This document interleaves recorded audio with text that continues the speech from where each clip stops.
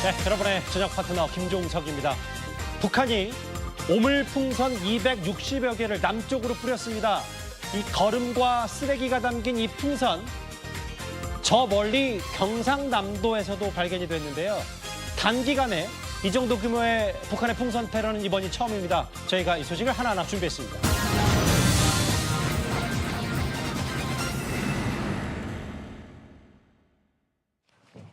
저희가 준비한 7위부터 만나볼까요? 친윤 모임에 간 홍준표 시장.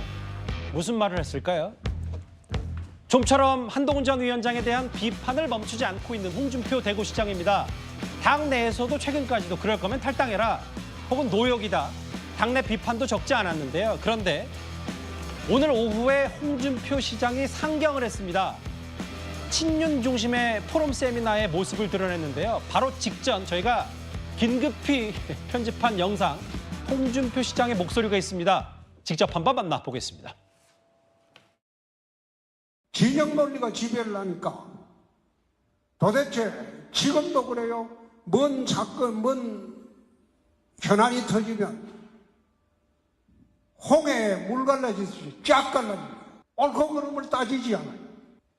그런데 요즘 정치하는 거 한번 보세요. 진영 논리만 지배를 하니까 이재명 후보도 그렇게 부패하고 해도 팬덤이 형성돼 있어요.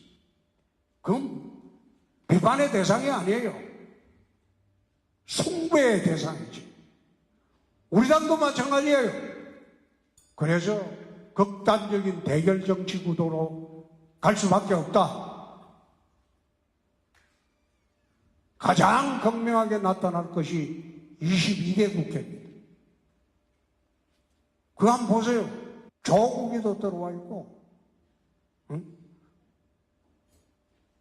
이재명 대표는 지금 홀홀 날고,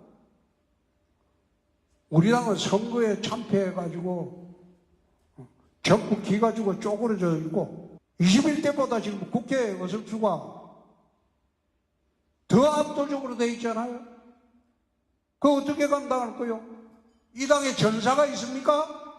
우리 당에는 전사가 없어요. 민주당에는 전사가 정말 많습니다. 우리 당에 있었던 마지막 전사는 이재호, 김문수, 홍준표가 이 당의 마지막 전사였어요. 뭐 이상한 거 하나 들고 맨날 국회 그 밑에 앉아가지고 과음하면 지르고 끝나는 거예요. 그게 무슨 정치야? 계획도 없어요. 혼내는 듯한 강연. 홍준표 시장, 오늘 뭐 권성동 의원이 주최한 보수 포럼인가요? 세미나에 오늘 상경을 해서 아예 주제 강연을 했습니다. 홍준표 시장. 근데 허민 기자님, 최근에 이제 홍 시장이 한동훈 전 위원장의 연일 비판 목소리와 무관치 않기 때문에 저 내용 중에 어떤 내용들이 있냐면 뭐 국민의힘의 지금 한계 혹은 여러 얘기를 했지만 국민의힘의 전사는 마지막 전사는 나뿐이고 지금 뭐 그 나중에 들어온 사람들은 셀럽이고 유명 인지도 놀이나 하고 있다 이런 얘기를 하고 있는데 일단 어떻게 들으셨어요? 네, 근데 오늘 그 조금 전에 끝난 그 강연 내용을 그래도 빨리 이렇게 보여주셔서 저도 지금 보고 무슨 말씀을 했는가를 들었습니다. 사실 걱정이 됐던 거는 홍준표 대구시장이 소위 이제 권선동 의원이 주최했던 저 모임에 가서 또 한 번 한동훈 전 비대위원장을 애라고 얘기할까 봐 참 걱정을 했는데 근데 다행히 그런 얘기는 안 했고 사실 오늘 홍준표 시장이 얘기한 저 내용들은 정말로 공감할 내용들이 전 많다고 생각합니다. 확실히 당의 중진으로 15대부터 쭉 국회의원들을 여러 번 하고 그다음에 대구시장, 경남도지사 뭐 이렇게 거쳐오면서 당 대표까지 거쳐서 해왔던 분의 정치적 그 근육을 참 보여주는 발언이다. 좀 그런 귀담아 들어야 될 내용이 많다고 보고요. 특히 이게 정치적으로 양극화되어 있다라고 한 얘기, 팬덤 정치, 그리고 대결 정치가 극단화되어 있다는 얘기는 에이미 추 미국의 교수가 이제 정치적 부족주의라고 하는 책에서도 굉장히 통렬히 비판을 했는데 사실 대한민국 정치에서 굉장히 귀담아 들어야 될 그런 내용이라고 생각을 하고요. 그래서 정치 양극화를 굉장히 통렬하게 비판했다 봅니다. 전사가 없다는 말도 사실은 저게 굉장히 중요한 얘기죠. 옛날에는 어떤 반드시 우리가 지켜야 될 법안, 또 우리가 반드시 막아야 될 법안이 있다면 그냥 뭐 그 뭐 한번 저기 피켓팅 한번 하고 그냥 가는 게 아니고 며칠을 굶어서 단식을 해서라도 따냈고 예. 국회 문을 막아서라도 따냈던 그런 결기 같은 것들이 있었어요. 그래서 그때 15대 때 들어왔던 이재호, 김문수 그런 분들의 얘기도 했던 건데 사실은 그때가 전사의 시대였죠. 알겠습니다. 지금 저는 제가 이제 보면 국민의힘에 그런 투지와 결기가 넘치는 사람들이 좀 부족하다라고 하는 말은 좀 귀담아 들을 필요가 있다. 뭐 너무 자기 자랑을 하는 것 같이 보이긴 하지만 예, 그런 생각이 듭니다. 우리 당의 마지막 전사는 나다 얘기를 하면서 그 아까 뭐 인지도 셀럽 얘기를 했었던 것 같은데 그 속보자막 그러니까 유명세잖아요. 인지도로 유명세로 영입돼서 아르바이트로 국회의원이 됐다 쓴소리도 했는데 뭐 허민 기자 말씀처럼 새겨들을 만도 국민의힘 분명히 있다. 다만 오늘 저희 뉴스탑10 첫 출연하신 호준석 대변인 이런 건 있겠죠.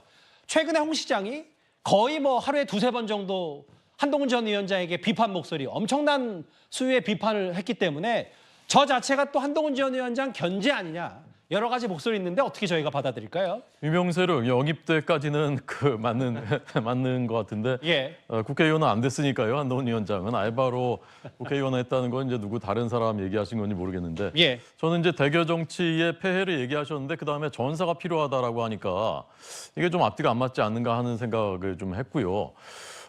전사가 필요하다라고 하면 이제 마지막 전사가 이제 본인이라 말씀하시는데 아마 많은 국민들께서는 전사하면은 지금 국민의힘에서 가장 뭐 잘 싸우는 사람, 잘 붙는 사람 그런 사람 하면 누굴 떠올릴까요? 저는 한동훈 전 위원장 떠올리지 않을까라고 생각합니다. 예. 저는요 개인적으로 물론 전사가 필요합니다. 우리 당에 지켜야 될 가치 못 지키는 그런 측면이 있습니다. 그렇지만 우리가 다음 선거에서 승리하기 위해서는 전사보다는 2030 그리고 중도 그리고 수도권의 민심을 가져올 수 있는 그런 가치를 지향하고 그 실용적인 정책들을 제시하고 매력을 보여주는 그것이 저는 필요하다고 생각합니다. 이번 당대표가 누가 될지 모르겠지만 그런 지도자가 있어야 된다고 생각하고 지금 전사가 필요하다. 물론 맞습니다. 거대 야당의 폭주를 막을 전사, 그런 전사도 있어야 되지만 예. 그것을 가지고서 과연 다음 지방선거 대선을 이길 수 있는가에 대해서는 좀 의문이고 홍 시장님 말씀이 오늘 뭐 옳은 말씀도 있는데 저는 전체적인 방향은 예. 무엇을 말씀하시는 건지 잘 이해가 잘 가지 않았습니다.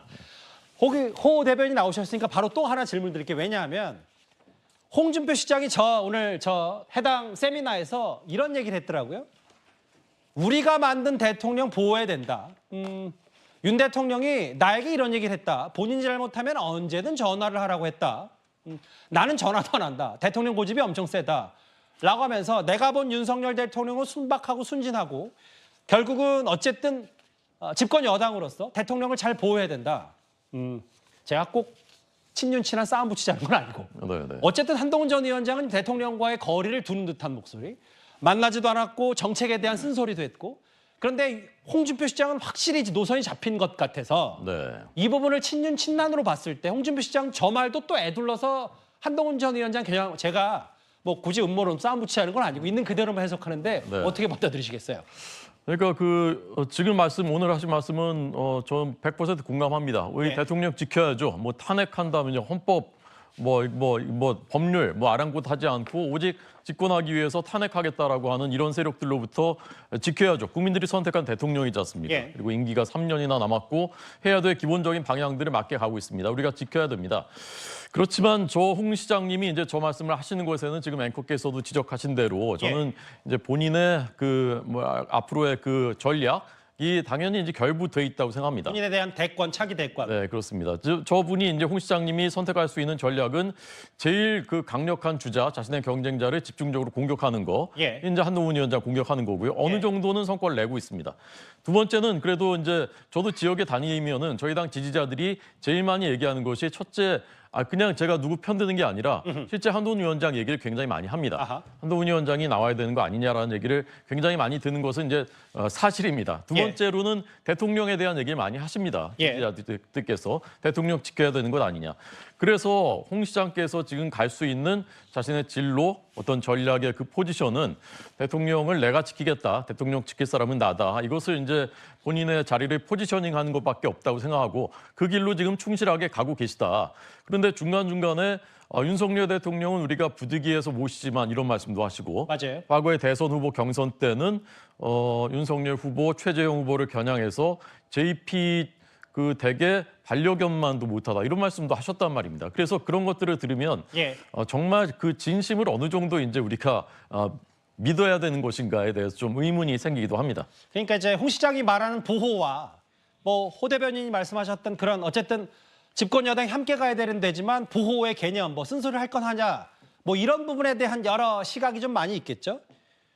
오늘 좀 여러 가지 얘기했는데 예상보다는 한동훈 전 위원장에 대한 공격 메시지가 SNS 수준은 아니었더라도 애둘러서 지금 당에 처한 사항을 본인에 대한 약간의 공치사와 함께 홍 시장이 섞어서 얘기한 것 같습니다. 그런데 당 내에서 일부 원외 위원장들을 중심으로 홍준표 시장에 대한 공개 반발도 나왔습니다.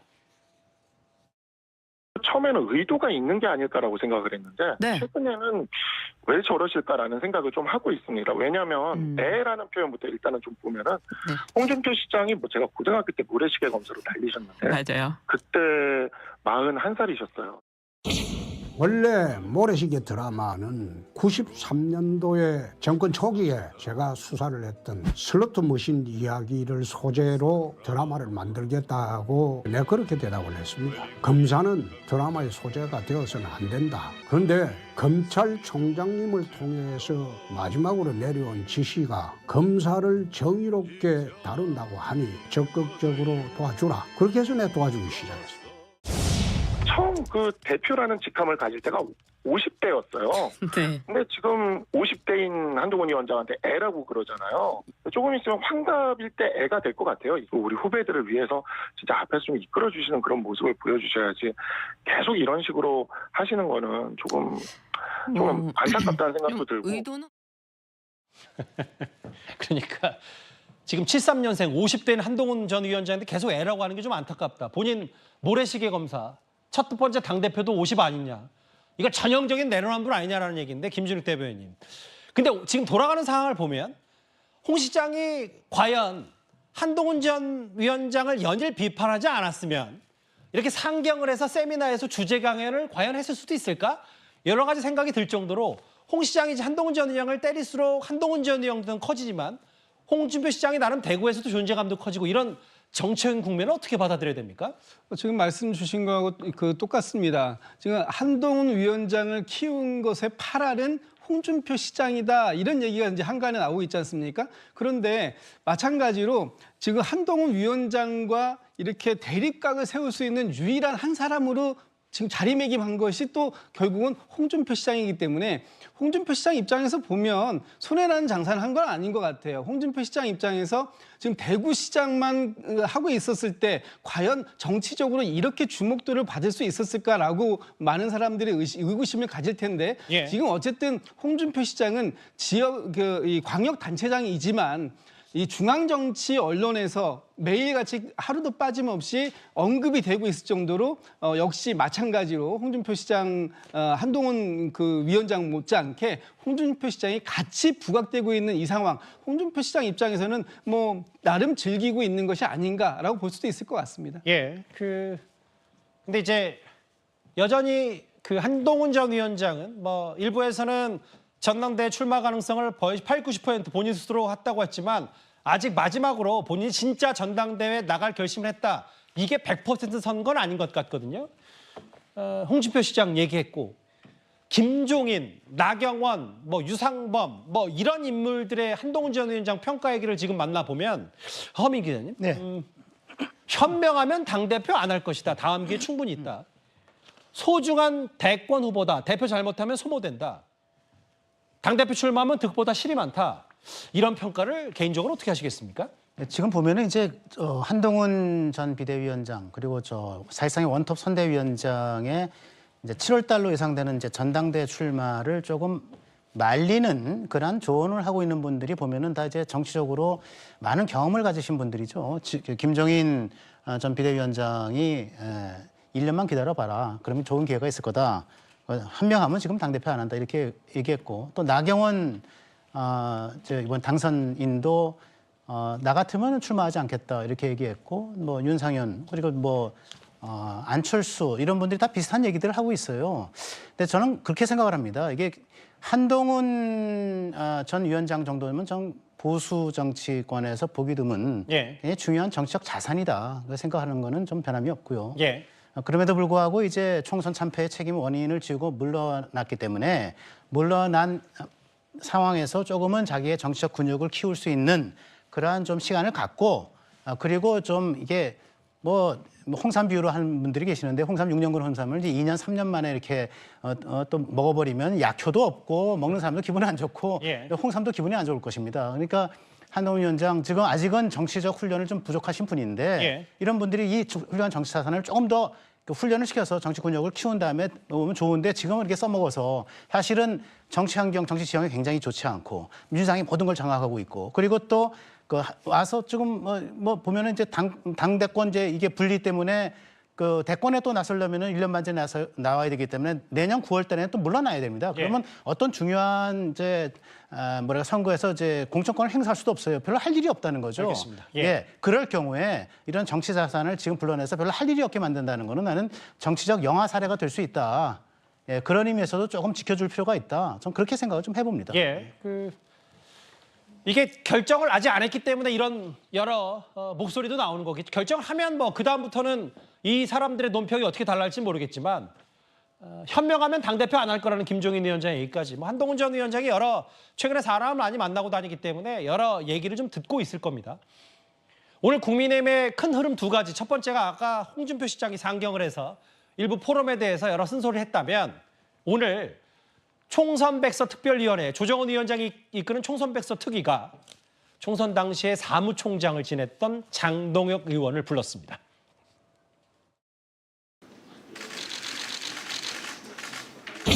오늘은 장동혁 전 사무총장님이 참석해 주셨습니다. 바쁘신 일정에도 국민의힘의 미래를 위해서 기꺼이 발걸음해 주셔서 진심으로 감사드립니다. 다윗의 승리만 기억할 게 아니라 골리앗의 패배도 제대로 뜯어보아야 합니다. 그 특위에서 제가 그 부분에 대해서 따로 의견을 전달하진 않았고 저는 전적으로 그건 특위에서 결정하실 문제라고 생각합니다. 개인적인 견해고 그 여부는 특위에서 결정하실 문제라고 생각해요. 특위에서 결정하시면 되죠. 수석님이 생각하는 총선 패배 원인은 뭐라고 생각하세요? 그걸 한마디로 말씀드릴 수 있을까요? 그게 불쾌한 반응이라고 생각하지 않고요. 굉장히 허심탄회하게 본인의 역할, 아쉬운 점, 또 우리가 해야 될 점에 대해서 거침없이 제안을 주셔가지고요. 예, 왜냐하면 저는 그분을 위해서 필요하다고 생각합니다. 본인의 입장은 어떠십니까? 소회를 묻고 입장을 듣는 것이 저는 예의라고 생각합니다. 마지막입니다. 선생님께서 그 면담하는 과정에서도 한동훈 면담 적절치 않다는 이야기 한 번도 하셨을까요? 그런 말씀 하신 적 없습니다.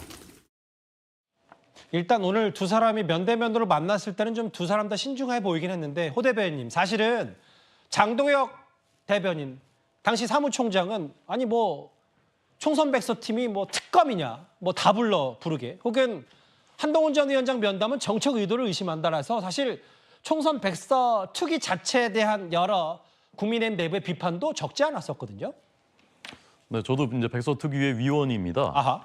그래서 사실은 처음에 이 백서특위를 시작하고 그때도 똑같은 얘기를 그때도 조정훈 위원장이 했었습니다. 예. 한동훈 위원장과 또 대통령실에도 면담을 요청을 할 것이다. 그리고 장동혁 사무총장, 그 당시 사무총장도 당연히 면담할 것이다. 이런 얘기를 했었는데 그때는 이렇게 이제 정치적으로 해석을 하지를 사실 않았었죠. 예. 그런데 이제 이게 굴러가다 보니까 어떤 부분은 약간 이제 오해도 있었던 것 같고 또 어떤 부분은 이제 정치적인 것들이 상황들이 맞물리면서 지금은 이제 어떤 결과를 내놓아도 정치적으로 이제 다 해석을 하게 되는 그런 상황이거든요. 예.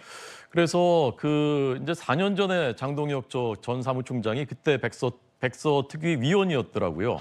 그래서 예. 그때는 황교안 그 당시 전 대표를 면담 안 했는데 왜 이번에는 한동훈 위원장을 꼭 면담하려고 하느냐.